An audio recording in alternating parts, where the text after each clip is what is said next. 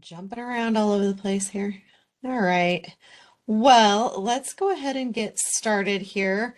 Thank you for that comment in the chat, Audra. I appreciate that. I hope that the workshops this week have been helpful for folks and have provided some food for thought. They certainly have for me. So I'm learning as well from our peers here at the college and all of the things that they do. So I'm really enjoying listening to everyone's presentations. So just real quick, and you can put in the chat if you want to, is there anybody on the call so far today that has not been present for at least one of the workshops already this week?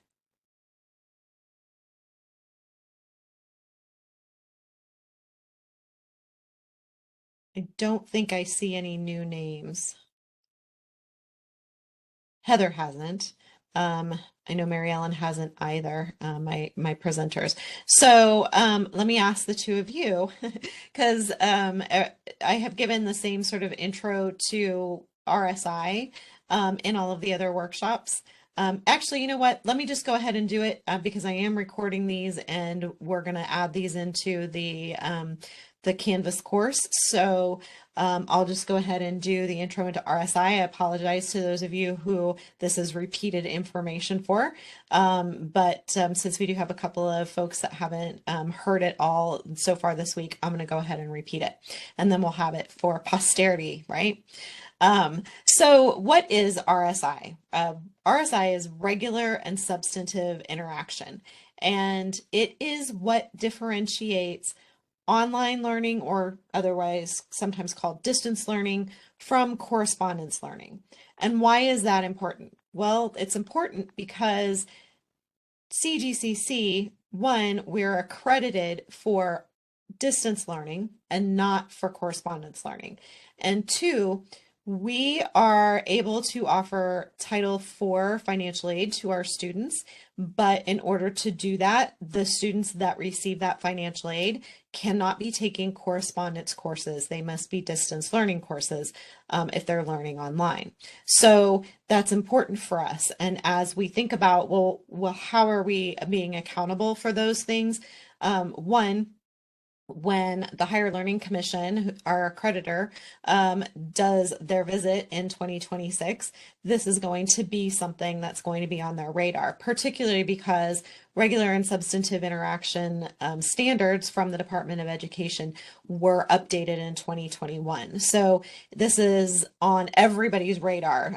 This is what's being talked about across the board in higher education online learning circles, regardless of what role you play. So we know that we can expect that our accreditors are going to want to know, what are we doing, how are we doing it, and we need to be prepared to show them that we are doing this work, and they will do course reviews when they come in 2026. And so some of you that were here in the presentation on Monday heard about the RSI assurance process, which is going to include a randomized course review every semester, so for our online courses. So that's something that we are still working out some of the steps for, but that's going to be coming. Additionally, our financial aid office will be at some point subject to audits from the Office of the Inspector General. And when they are audited, they also request to review, and they want access to review online classes to make sure they're meeting the requirements for distance learning and not correspondence learning. So we're doing all of these things and putting this assurance process into place because we know we need to meet the compliance issues, but at the same time, we understand and recognize, and I know because you guys are here today that you do as well, that these are just best practices for teaching in online learning spaces to ensure that our students are successful. So yeah, we want to meet compliance, but to me, that's the bonus. The meat of it is that our students are going to have a good experience and that they're going to be successful in their classes. So Regular and substantive interaction is made up of those two different things, regular and then substantive. And when we talk about regular, we're talking about something that's predictable. So students know that on a regular and predictable basis, they're going to interact with their instructor in a variety of different ways. And so then the substantive piece of that is that those interactions are going to revolve around course content, the learning, providing, feedback, that kind of thing. So it's not just the don't forget you have assignments due tonight, or that kind of thing, or you did really good on this assignment. It's great that you're communicating those things, and even if you're doing it on a regular basis, but in order to meet both pieces of regular and substantive, we need to make sure that interaction, that communication is substantive communication. And so you can see on this slide, I've got a few things just listed that fall under the category of feedback that could be considered, regular and then substantive. And the reason why we did feedback and discussions as two of our main topics this week is that when we consider all of the different ways that we can use our online courses to interact with our students, even in a substantive way, we felt that when I say we, I'm talking about the ID fellows, the instructional design fellows, and we felt that these were two of the most impactful things that we could do for our students for their success and for their retention and their experience. So that's why we decided to focus in on discussions and feedback, and to be able to hear from our own faculty here at the college and some of the great ways that they're doing these things to engage and interact with their students in a substantive way. So with that, we've got three panelists with us today that are going to share, and they're gonna do a little show and tell, and then there'll be some opportunity for some questions. And so I'm going to go ahead and introduce to you Mary Ellen Ornberger, who is a residential faculty member here at CGCC, and she's been with us since 2013. She teaches CRE 101, Reading 101, Reading 100 LL, and FYE 101. She's also embedded academic literacy specialist in CGCC's emergency medicine program. She also serves as the co-chair of our Student Learning Outcomes Assessment Committee and the Inclusion, Equity, Diversity, and Access Governance Council. She has been teaching in Arizona since 1994, beginning as a high school teacher. In 2006, she made the transition to teaching college and has been doing so in Maricopa District since then. She has taught online in some capacity or other since 2002. Her master's and doctoral studies both centered on the adolescent and adult learner, digital literacies, and new literacies. Canvas is one of the multiple learning management systems with which she has been engaged. So with that, Mary Ellen, I'm going to let you take over and present for us. Well, thank you for that introduction and little history lesson on my 29-year career in education. And I appreciate everybody being here, and thank you. I think my part of this presentation will focus on a couple of things, mainly the ways in which I have found audio feedback really helpful in engaging with students. Truth be told, in 2021, in the middle of the pandemic, I broke my right wrist right before Super Bowl Sunday. I was screwing around on a Christmas toy I gave to my son, and I fell and snapped my right wrist in half. I am right-handed. I needed emergency surgery, and I lost access to my right hand. But I was also in the middle of teaching all online, as many of us were. So I actually came to audio feedback out of necessity. I had a really hard time doing a lot of typing. And the audio features of speech to text, both in email and on Google and on my cell phone, and then consequently in Canvas saved me. I really didn't skip a beat with any of my courses because I was able to engage and give feedback by using my non-dominant hand for the slow typing and rubricing, but then I was able to use my voice and video for feedback. Um, so with that said, I'd like to share my screen so I can show you what that looks like in Canvas. So you now can hopefully see my screen. Leslie, can everybody see my course here? Yes, we can. Perfect. So, this is the landing page of a course. I could go into student view, and yes, I have a to-do list. This is an 8-week CRE 101 online course that I teach. I teach it the second 8 weeks. It is very popular because it is 8 weeks and it is all online. But what that means is that from a student perspective, they have to be very, very detailed and lean and specific in what they do in this course. Because as you can see, I have a Start Here module, 6 learning modules getting to the nuts and bolts of all the CRE 101 competencies, and then a final project. And then embedded in these modules, right, are some best practices about some ways in which you can structure a course in online learning. So I actually use the Engage, Explore, Apply, Review format of just designing any and all curriculum that goes into this course follows that Engage, Explore, Apply, Review. And things are very lean and mean in this course, right? So they engage in some ideas, competencies. They look and read required readings and look at web resources. They apply it in a lower level point structure, typically discussion boards. Sometimes it's a quiz.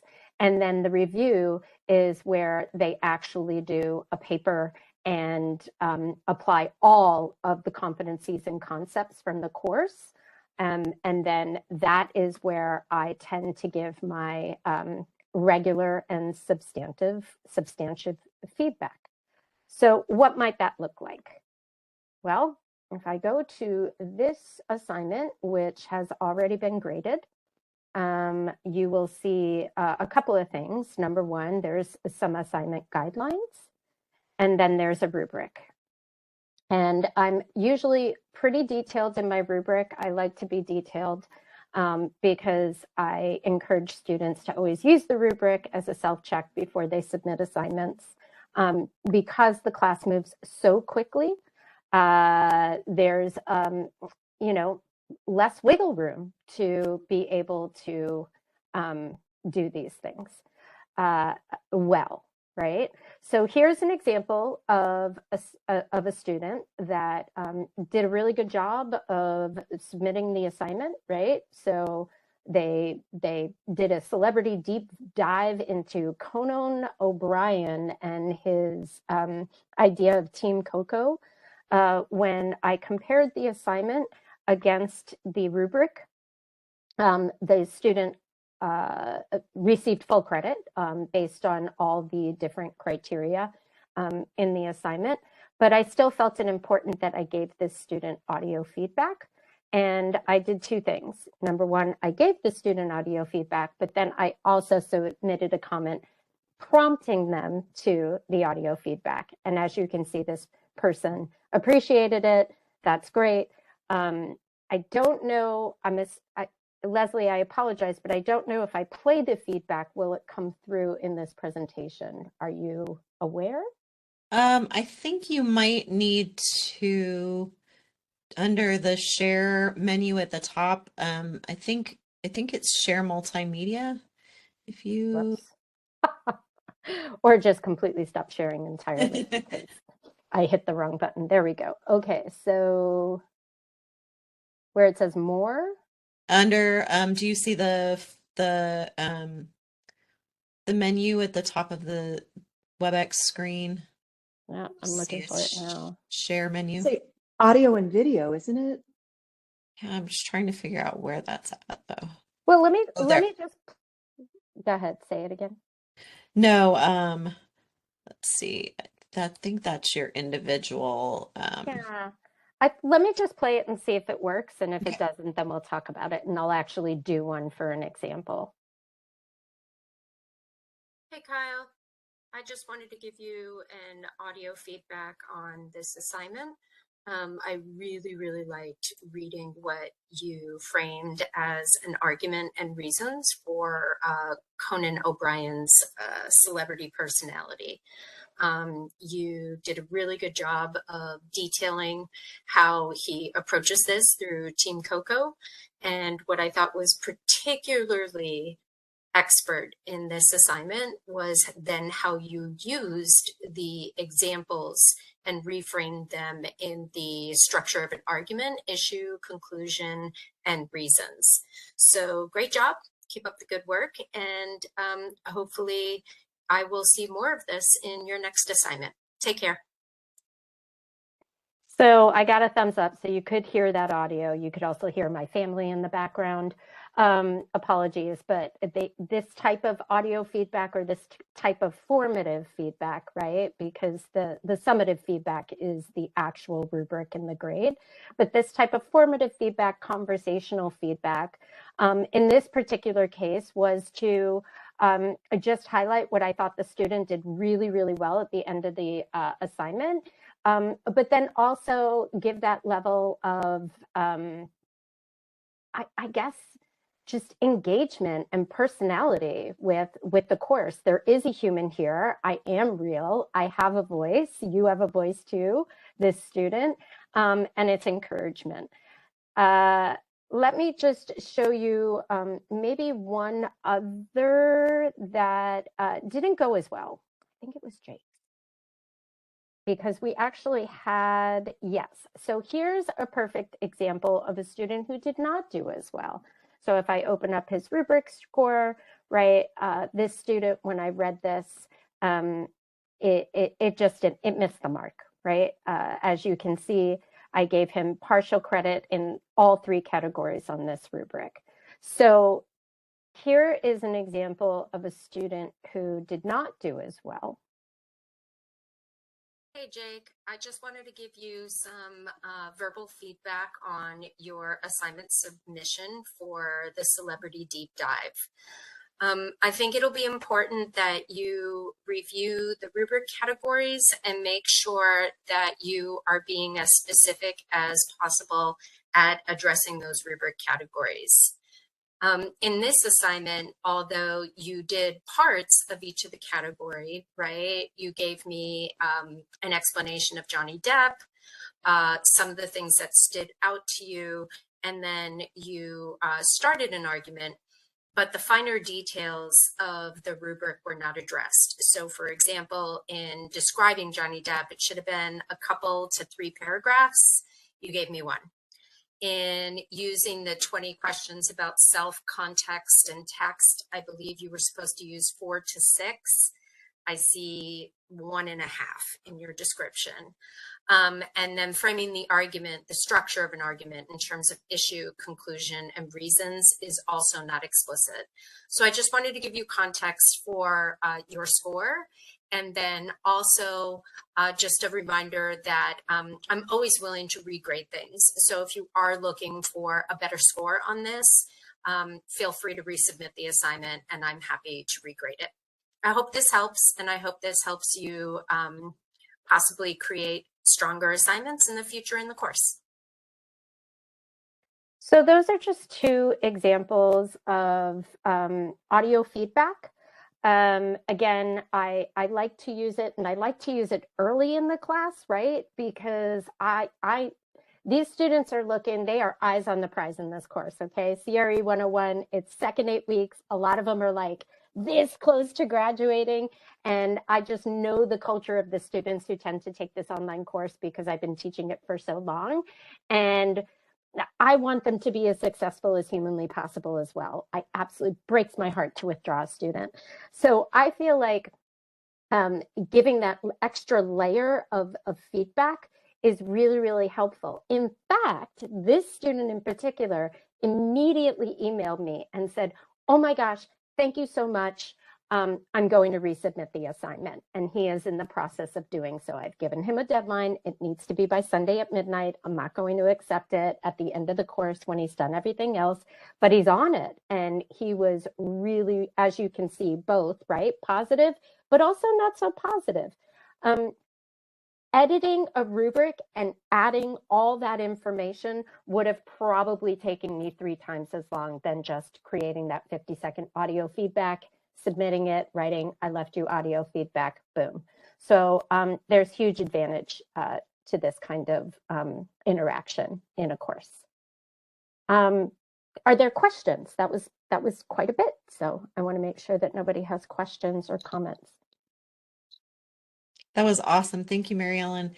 Go ahead, guys. We've got about 6 minutes before our next panelist. So if you guys have questions for Mary Ellen, shoot, just feel free to unmic. If not, I can also demonstrate another thing. So just unmic and come on.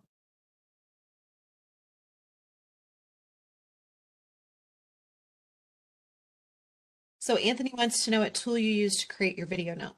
Perfect. So I'm going to go back to Canvas and show you that right now. So in Canvas, underneath right here where it says add comment, you can file attach, you can leave a media comment, or you can do speech recognition.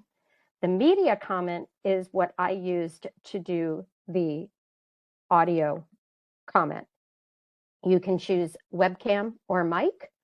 If you just choose mic and hit start recording, you get to use the audio feedback. I will tell you though, that when I did have that broken wrist, speech recognition is another way to, again, speech recognition is not ideal, but if you don't like typing or if you have limitations to typing, you can hit record, and I could have done typed feedback and it would add as text. So I could have said, hi, Kyle. I appreciate your submission, and there are some things that you did not pay attention to that I would like to point out. And then that just becomes the visual text, the typed text that you can then go back and edit. It's pretty raw, so I don't like to use it as much as I like the audio feedback.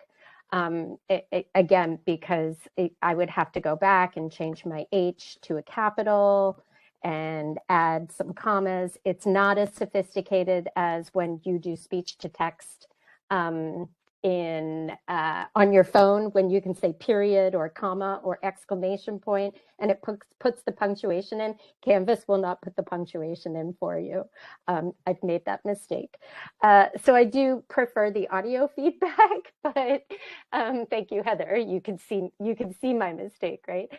So I do prefer the audio or video feedback, but yeah, that's as easy. It's as easy as that. And I feel like if you have that rubric that is so detailed and you're giving those points with that, again, with that extra layer of commenting or audio feedback, it just brings the 2 and 2 together. Because I know I was that student, if I didn't get full points and the professor just gave me 2 or 3 points in the category, I would be emailing that professor asking why. So I just go ahead and explain why. It's a good question. Though that speech recognition thing, if you're going to use it, make sure you're editing and double checking yourself, because you can have some very embarrassing mistakes with that. Do we have any other questions for Mary Ellen?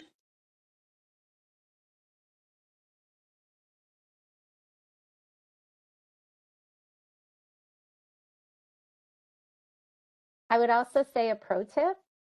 I do not provide audio feedback for every student, for every assignment, for every week.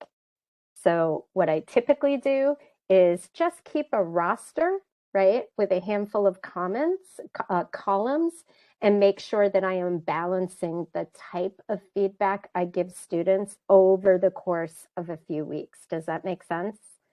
It's just my life is too busy and too interrupted, and I already create some really robust assignments with robust rubrics.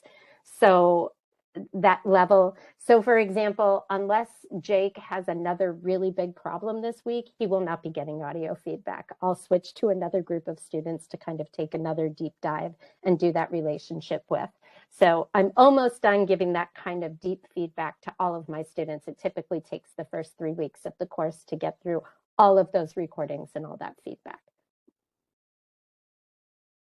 Wonderful. Thank you, Mary Ellen. I really appreciate you and appreciate you being here with us today.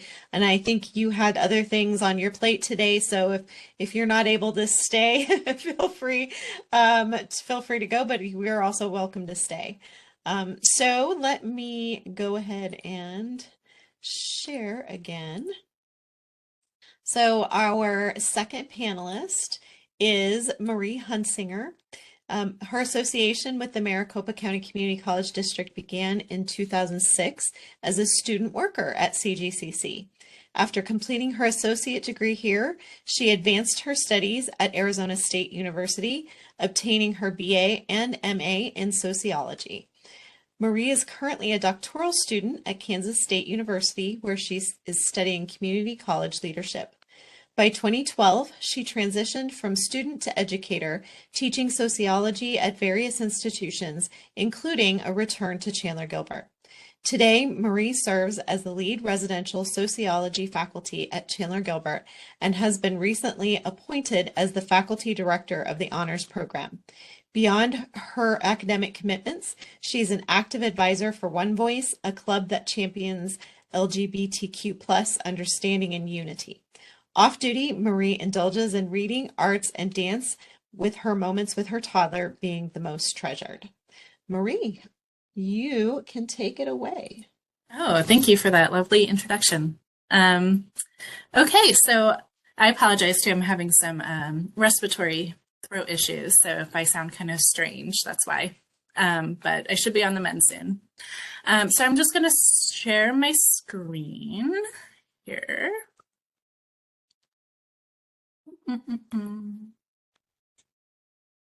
Make sure it's on slideshow mode. All right. Is everyone able to see it? Yes. Okay. Wonderful. So as Leslie mentioned, I have quite a full life, as I'm sure all of you do, between raising a toddler and being a doctoral student and teaching classes and doing all the other stuff that we do.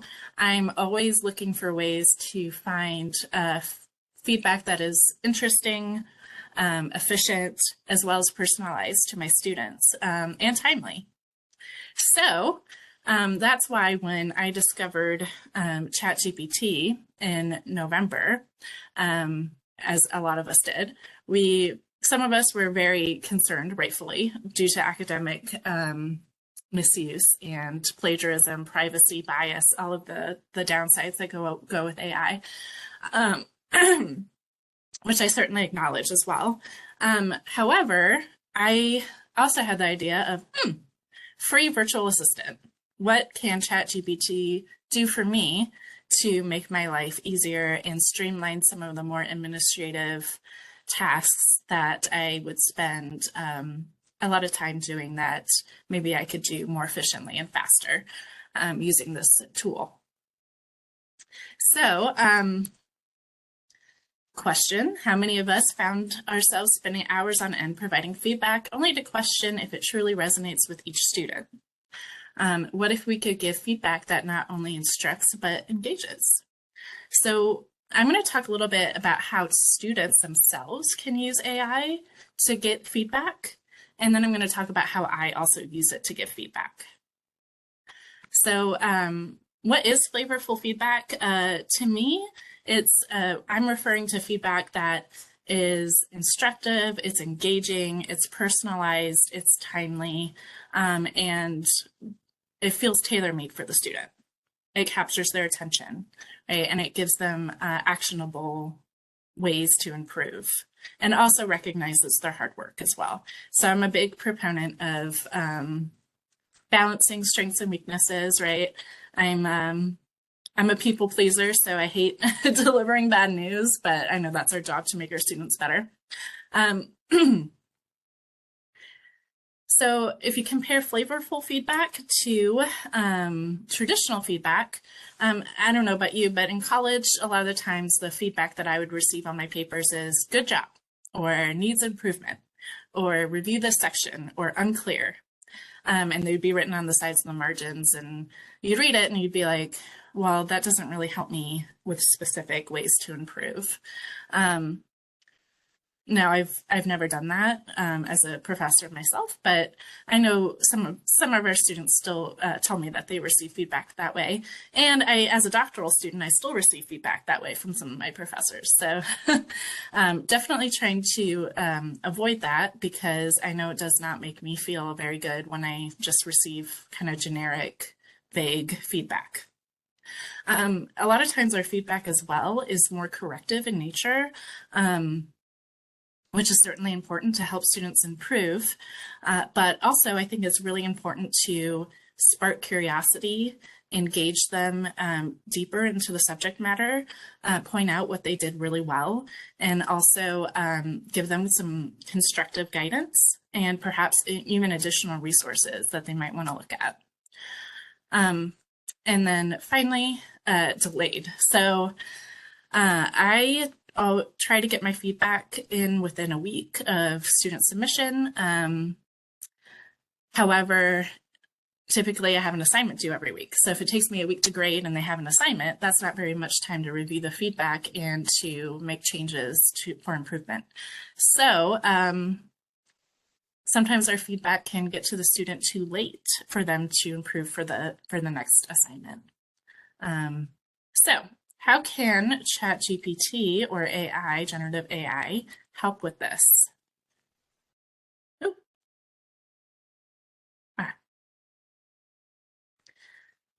Yes, how do we consistently offer this flavorful feedback without exhausting ourselves? That's the million-dollar question. How do we make it scalable in classes where we might have dozens, if not hundreds, of students?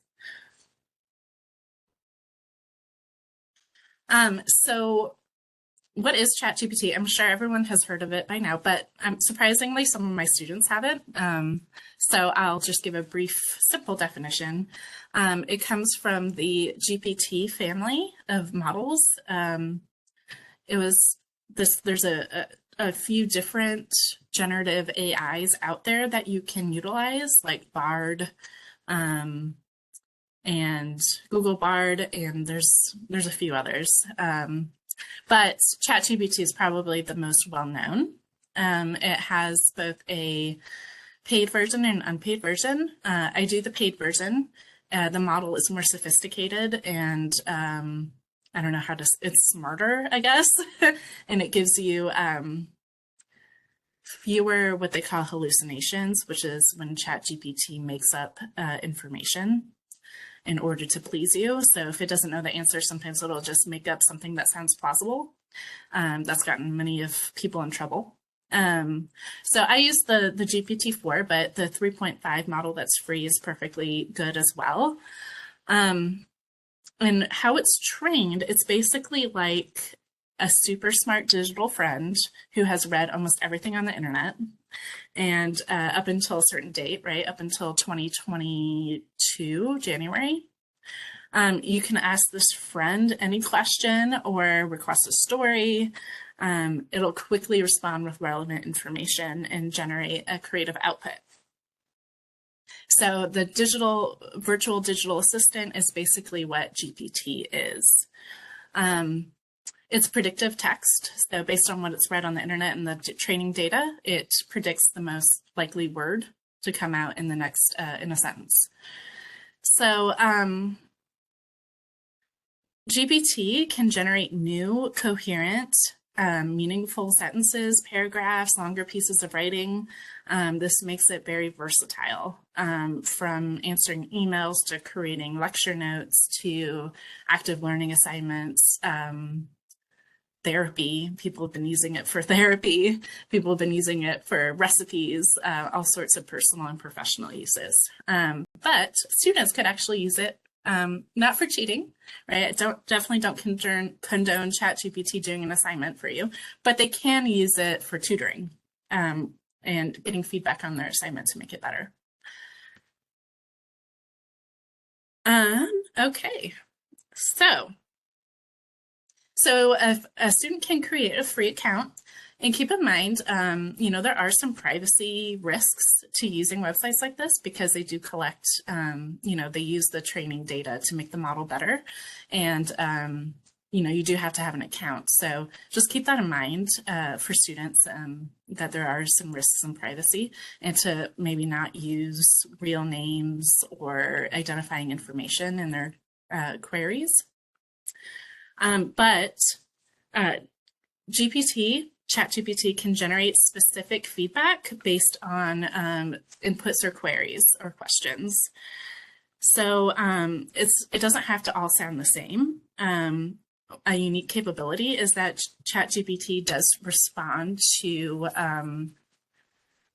further configurations or prompts. For example, you could say, I want my feedback to be humorous. I want my feedback delivered in a haiku. I don't know why a student would do that, but you could. And then you could also play tone. So you could say, I want my feedback conversational. I want it academic and professional. So what's nice about it is you can have the tool deliver the feedback in a tone or voice that might resonate more with students. It could, make it more relatable to a variety of diverse students. Also, it gives the student instant feedback. So as a doctoral student myself, I've written papers, and if the instructor gives me a rubric, surprisingly, a lot of them don't. I don't know why at that level, but maybe they think it's not necessary at that level. But I will put the rubric in ChatGPT and copy paste my assignment and ask it, has this met the rubric criteria? And it'll tell me, okay, yeah, well, you did it. You did great here. It's a little weak here. You can do this to improve it. And then I might ask, how would you refine this writing?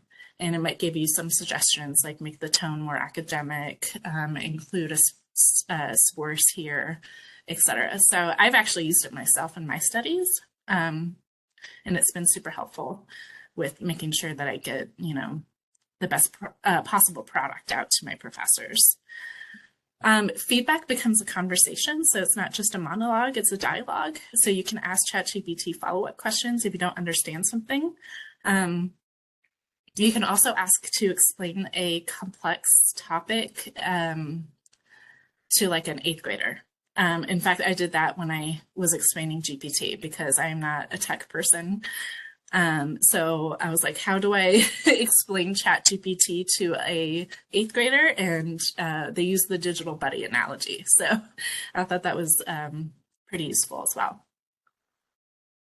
And then also, since it is essentially scanning the student's work, it is providing a feedback comment that is geared towards the student's work as well. So it's personalized, and it will give specific suggestions for the students.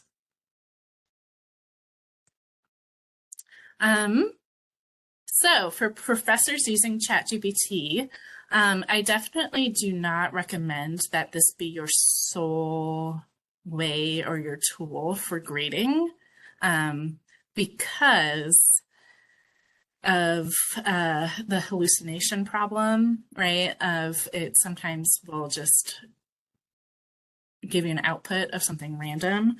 And if you're not actually reading the student's paper or materials, that could be an awkward situation. Also, we want to make sure that we're giving it our own professional glances as an educator. There's some things that ChatGPT still isn't as good as a human on.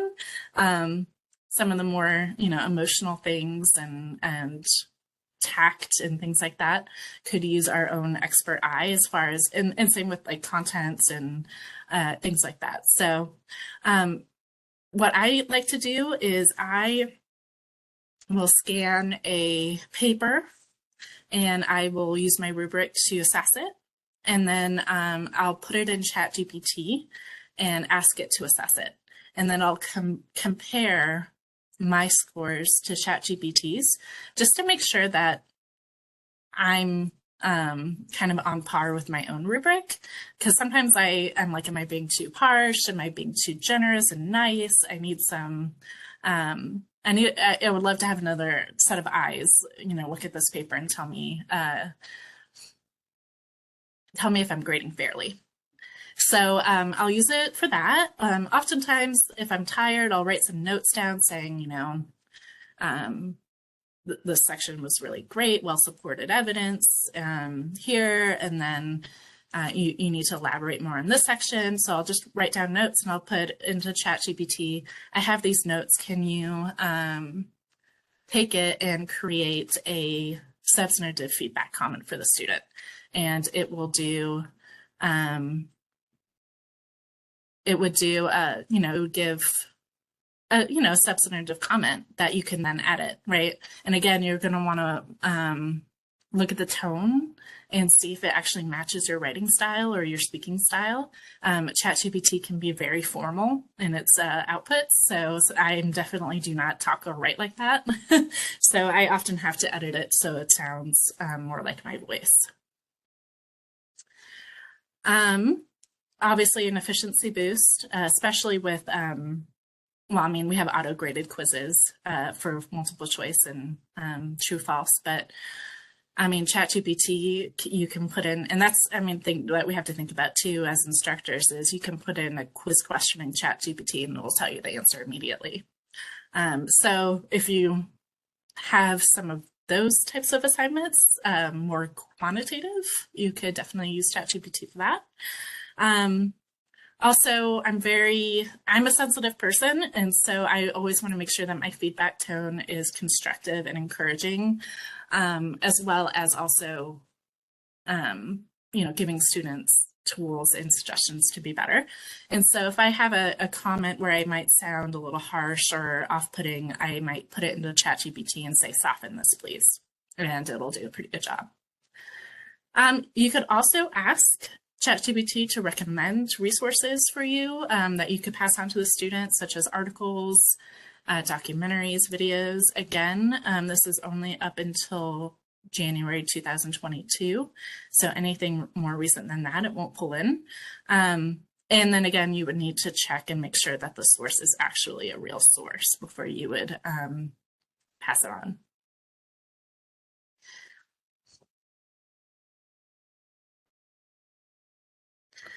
All right, so here's an example, an excerpt, title, How Schools in Big Cities Show Social Differences, an essay on social stratification. So an excerpt. So I noticed that in big cities, where you live really decides what kind of school you go to. Like the richer areas have better schools, and the poorer ones don't. This doesn't seem fair because it feels like some students start with a disadvantage, making it hard for them to move up in life. So at first glance, the student's not wrong in what they're saying. Absolutely. It describes the sociological explanation of school inequality. However, what suggestions could I give this student to make this piece of writing more robust? So, pop that into ChatGPT. What suggestions would you give to improve this excerpt? Clarity. So using more precise language. Expand on the conclusion. Elaborate why this is the case. And then use of evidence. So it suggests that they include some specific statistics, cite the textbook, or other resources that are credible. So I think that's pretty much in line with what I would tell the student myself, right? And, and then you would just need to craft it into some sort of feedback statement that you could deliver to the student. So I kind of look at it as like a TA, I guess, which we don't get as community college professors, but, you can kind of serve the similar function. So here's another original feedback comment. Good job, but you need to support your claims better. Okay. So it gives an idea of what they might need to do, provide more evidence. It's vague. It doesn't offer specific guidance. So if I type that into ChatGPT and ask how to make the feedback comment better, it suggests your essay presents some compelling arguments to strengthen your position. Consider incorporating specific evidence or examples. So I won't read the whole thing to you, but definitely a more specific feedback comment that would be, in my opinion, more helpful for a student. So, of course, potential concerns, especially in our industry, you know, where we take our work, it's a labor of love and we're very passionate. And I know a lot of people feel icky about outsourcing to AI, but I don't feel like it's outsourcing. I feel like you can use it as a partner, right? So I would not, again, use it as the sole source of feedback and I would not take its word. Let's see, sorry. I was like distracted by the chat. I'll have to read it later. Yeah, so again, I would not use it as a sole source of feedback. I would use it as a second glance or a second eye. Yes, and obviously we do not want to be replaced by robots. And I think what we can offer as humans is our empathy, our experience, our encouragement, and you know, that connection that we have with students. So we definitely want to continue to foster that. And then be open with students about the sources of their feedback. So, you know, I think a big thing is I allow students to use AI in my class, but I want them to be transparent about it and tell me. They're not very good at that yet. And I don't see very many people citing AI, even though I know it's been used in everywhere from news stories to, emails, right? So you should just be open. I've told my students, yeah, sometimes I use ChatGPT to help me write slides for my lesson plans. And, you know, I used it to create this active learning activity and just be honest about it. I think we need to normalize the citation of it and normalize the fact that, you know, we have this amazing tool and it's okay to give it credit. Also, again, just be sensitive about sharing like student names, emails, things like that. So if you're going to copy paste a paper into it, I would just not copy the student's information. Yeah, and then just, you know, just basic education on data security and privacy is always a good lesson for students in this world, and it'll only continue to be more important as technology advances and becomes more intertwined in our lives. So that's it. Thank you. Thank you, Marie. Does anybody have questions for Marie? I'm going to look at the chat. One thing that as I was following the chat that I would comment on, and I had the benefit of hearing Marie's presentation at the AI Lunch and Learn, is that last week before last, I think. So after she and I chatted, I actually was like, I'm going to try this out. I want to see what this is like. You know, putting the information into ChatGPT and see what it'll give me.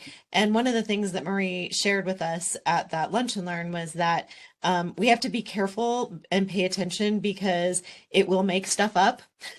And so if it doesn't know, it will make stuff up. And what the AI doesn't have is the benefit of what was all of the content they were learning this week. What is all of the background to what the students are doing. So even if we are just plugging in the work that the student did and the rubric, the feedback that they give us, we need to pay attention to what's in that feedback as well, because it may not be getting everything that we wanted the student to get. So I agree. I think it can be a way to like just get our own creative juices going in terms of what the student provided in the assignment. and get us sort of started on that feedback that we're giving, but we're the ones that really have the context behind it and can add that to that personalized feedback that we're giving to the students. So I thought it was kind of cool, and I've been kind of playing around with it a little bit myself. Anybody else want to share or have questions for Marie? Marie, I have a question, but if you're going to stick around, because it has to do with my rubric, I'm going to be showing one of my rubrics. So I am curious if I could upload that rubric to chat. But I also have a concern, which is, if you're uploading a lot of your students' papers to chat, does that then make it easier for chat to write papers for your students because it's learning about your assignments and your material? That's a good question. I haven't really thought about that. I know that it does, ChatGPT asks you for your feedback a lot. So it'll ask you, was this good? Was this response better than what you wanted, worse, or about the same if you regenerate? And then it uses that information to make the model better. But as far as saving our outputs or inputs rather, I'm not sure if it's taking our inputs and using it to train itself, because as far as I know, it stopped. The training data is only good up until January 2022. So I'm not sure if it's used. I don't know. Do you know anything about that, Leslie? I I'm don't. definitely not an AI expert by any means. I'm just a amateur enthusiast, but yeah, that is something to consider for sure. Maybe Habib would know.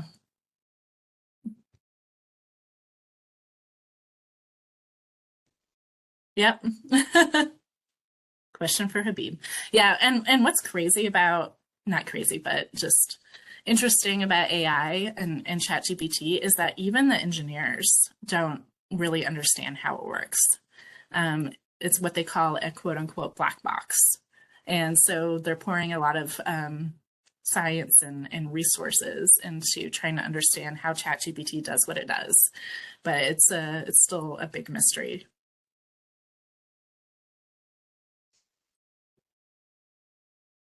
Do we have any other questions or comments for Marie?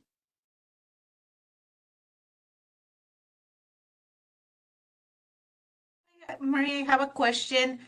You happen to know, or have you used or request from ChatGPT any sort of back end data? Let me put a little bit of more context on this. I assign my students compare and contrast between two economic theories, and I ask them to use ChatGPT to generate a dialogue and do the assignment. Before that, I went to ChatGPT and said, all right, so in about 5 minutes, I'm going to deploy this assignment and this is going to happen. ChatGPT responded even saying, like, is there something that you want me to sway the students or guide them towards a specific answer? And I said, just follow the conversation for each student. So I was wondering if there's a way to get after the fact data. If I go and say, okay, so how did it go in your ChatGPT, your end? So, so you're wanting ChatGPT to like give you a report Kinda, or yes. something of the conversations with the students? Mhm. You know, I don't know about that. I would assume that because it's tied to each individual account, and because of like data privacy concerns, that asking ChatGPT, hey, can I get this chat transcript from this other user's account? I don't know if that would be feasible, but you could certainly ask it, or ask the students to share the transcript with you, because there is a share button where you could send the transcript of the chat to your email address or something like that. Does that answer your question? Yes, definitely. Thank you so Okay. much. All right, great. And Heather, I am going to stay for a little bit, but I do have to teach class at 2:30. So just letting you know, we can always connect later if you like. Well, with that, then I'll go ahead and introduce Heather Horn, who is going to be our final panelist for this afternoon.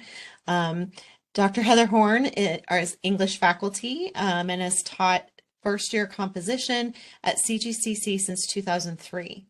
Prior to 2020, she had never taught a fully online course, and thanks in large part to what she learned in the CTLA's Basecamp Yay and Hybrid Summit, she is currently teaching 101 and 102 in both online and hybrid formats, including a hybrid English 101 in a learning community with Psych 101. That's awesome.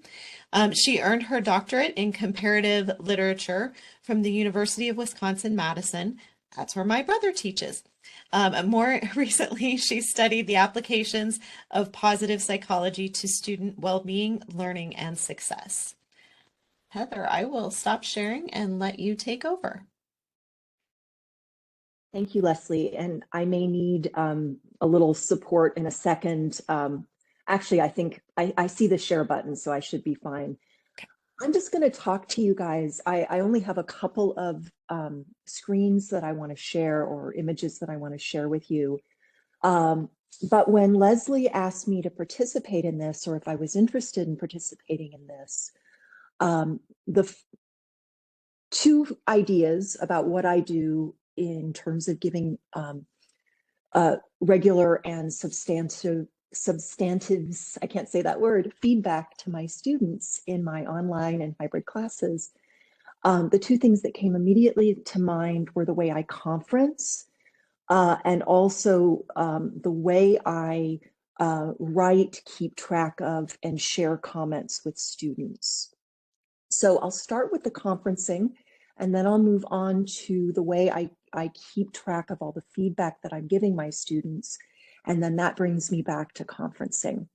So I hold 15 to 20-minute teleconferences with all of my students every semester. I do 3 conferences with every single online student. And I do 1 to 2 for my hybrid and even face-to-face students. So I do teleconference with all my students regularly during the semester. My first teleconference at the beginning of the semester is only with my online students. They're 15 minutes. And it's the purpose has nothing to do with giving feedback. It's our getting to know you conference. But I always tell my students that I want to be able to put a face to the name, that we're real people, and that I want to know them as a real person, and I want them to know me as a real person. We're not just these avatars and profile photos that live in Canvas. Obviously, the conference at the beginning of the semester is a chance for students to ask questions about the class. They've already filled out a student information sheet, so I ask them questions about themselves. And then I emphasize that the way they signed up for that conference using Google Calendar schedule, and then the way that they met with me using my office hour link is exactly what we're going to do for the remaining 2 required conferences during the semester. So it's a low stakes way for them to figure out how to sign up and how to meet me. And since it's my office hour link, then they know how to pop into my drop-in office hours. I hold a combination of drop-in and in-person office hours. So that's the beginning of the semester. The second and third conferences that I do with my online students, and these are conferences that I hold with my hybrid students as well, those focus on feedback on a complete draft of a major writing project. And the complete draft is always the last draft they turn in before they turn in the final draft for that unit. So just to provide a little background on the classes that I teach, as Leslie mentioned, I teach English 101 and 102. Those are commonly referred to as first-year composition, courses that are required of all students in every university and college in the country, except of course if they come in with DE credit or AP credit, something similar.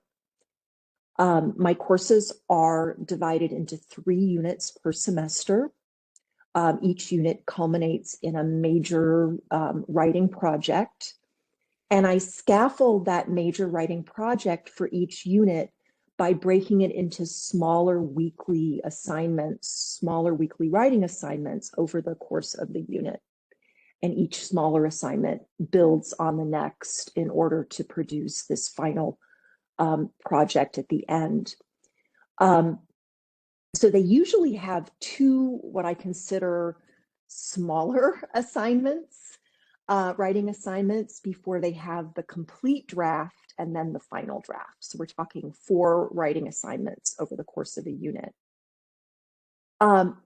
So I give formative feedback on each of those 4 writing assignments for every single one of my students.